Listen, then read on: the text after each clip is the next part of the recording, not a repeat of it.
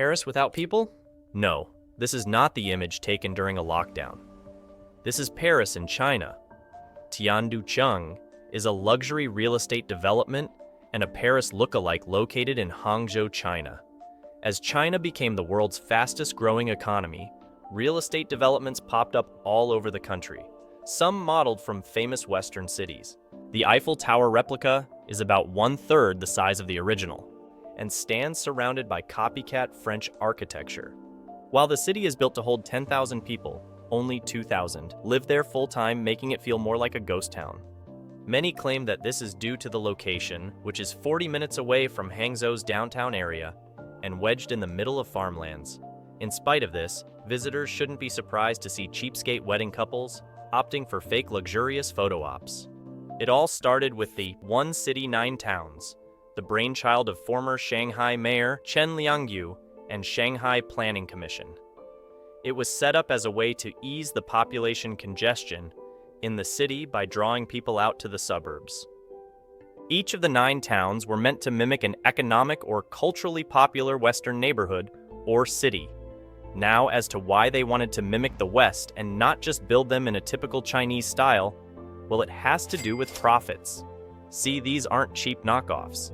Budgets ran from $200 to $900 million, which was justified because the projected profits from tourism would be the driving force of these towns at least.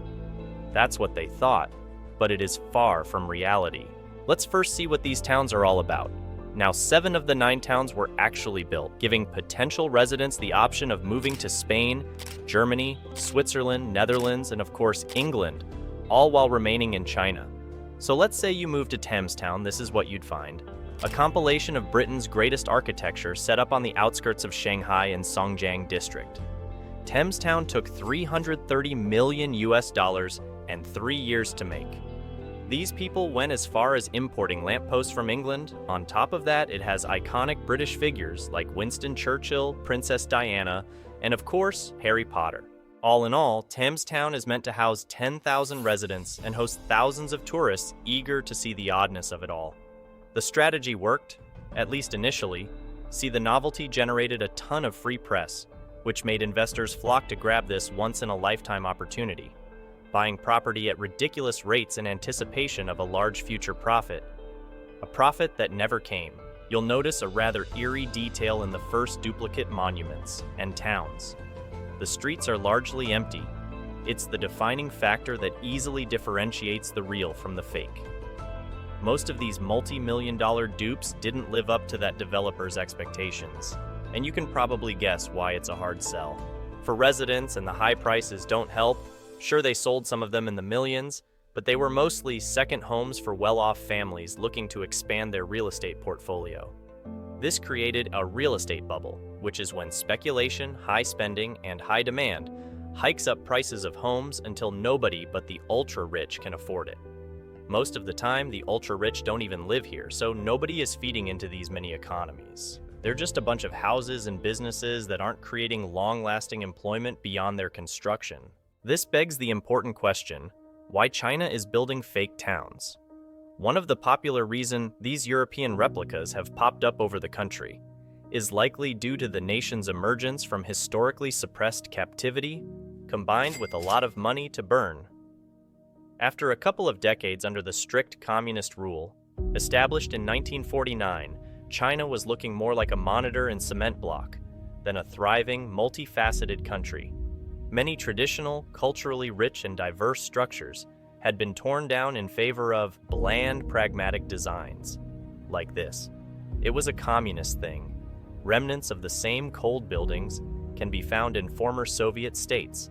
But as the 90s rolled in, traditional communism in the region was on its last leg.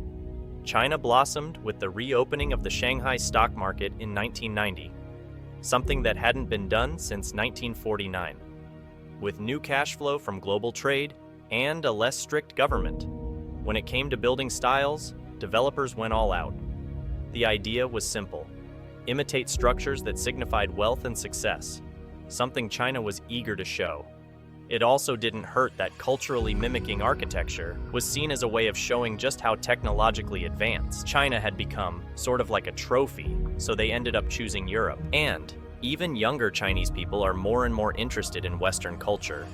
Many of them would rather live in a fake Parisian apartment, visiting an art gallery that has a fake Mona Lisa, than live in a blocky, communist-looking apartment in the middle of a city with millions of people. Living in these Western-style homes gives residents an enormous sense of pride. In many ways, copycat cities not only reveal China's strong desire to connect with the outside world after decades of isolation, but they also exhibit a sense of owning and conquering the world.